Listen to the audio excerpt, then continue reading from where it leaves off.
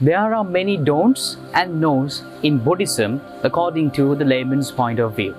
So, is Buddhism negative? Is Buddhism negative? Westerners, most of the time they think they have a concept about Buddhism as a negative religion.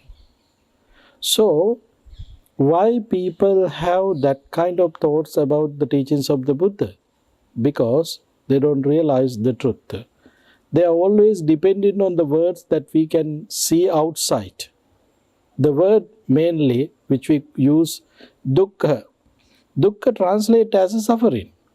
When we translate into English, we use the word suffering. But actually, the real meaning dukkha is not suffering, lack of happiness. That is the best meaning that we can connect with that Pali word dukkha. Dukkha is a result of your ignorance. Ignorance means you don't see the reality. You are not connecting with the reality. So when you are not connecting with reality, you have misunderstanding. The concepts are not clear. So when you are not able to see things as they are, when you are not connecting with the real meaning, so you have desire for that. You have desire for that. Just think about, we have concept. We think people are living, bean bones are there, and all these other materials are existing. We have that concept because we are living with ignorance. As a result of that ignorance, they have desire for that because of that ignorance. So now you can see desire is here, ignorance also there. Because desire is there because of ignorance. So now with the help of these two things, desire and ignorance, anger is there, hatred is there. So the nature, the reality is, when you have desire, when you have anger, when you are ignorance, you can't be happy. You don't have happiness, satisfactions. Unhappy, unsatisfactory situation is there because ignorance, desire, hatred, all these unwholesome roots are not helping us to be happy, free from this suffering.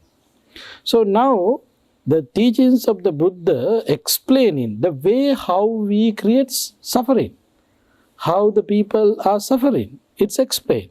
So when we seen this, when we listening to this Dhamma, when we seen this truth, the explanation, so if someone taking Buddhism as a negative explanations or negative religions, so you are wrong. For example, just think about in this way, the teachings of the Buddha. You are going to see a doctor because you have some kind of difficulties in your physical body. So seeing these difficulties, you are ready to consult a doctor. The doctor ready to ask to take some reports, blood works and scans and MRI, all these things would be there. Collecting all these results, information, analyzing all these results and information, the doctor ready to make a decision, okay, you have a cancer. You have a cancer. He is completely dependent on that information provided by all these tests. So using that information, he ready to make a decision, okay, you have a cancer. So is there any way that doctor can say, okay, no, you don't have cancer, you are very healthy? Is that the way that that doctor supposed to do? No. The doctor supposed to talk about the reality, using that information that he already collected through these tests. In same way, the reality of our life, human life, not only the human life, all living life. If someone living with ignorance, if someone living with desire and hatred, they are suffering. No one can avoid it. That is the nature. That's why the Buddha said, dukkhe loko patittito. We are dependent on this suffering. That's the nature. So this is the reality. So therefore the Buddha directly explained that reality. We are suffering. No one can avoid that. So then Buddha explained this nature to get rid of that suffering.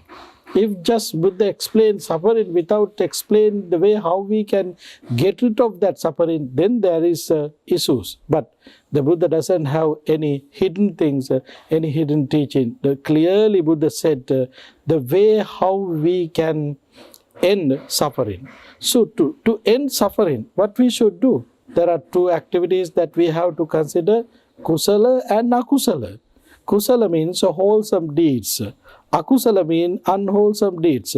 How much unwholesome deeds that you accumulating, that you are developing, that much unwholesome thoughts are there. That much unhappy thoughts, unhappy status would be there.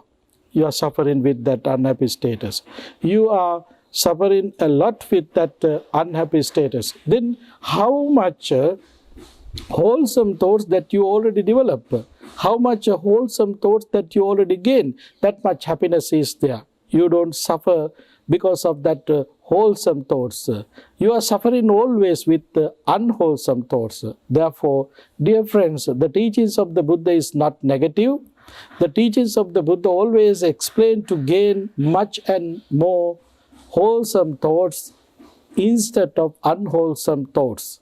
So therefore, being born as a human being, we have responsibility, we have a goal to develop wholesomeness, to get rid of this suffering from our life. That is our duty, that is our responsibility.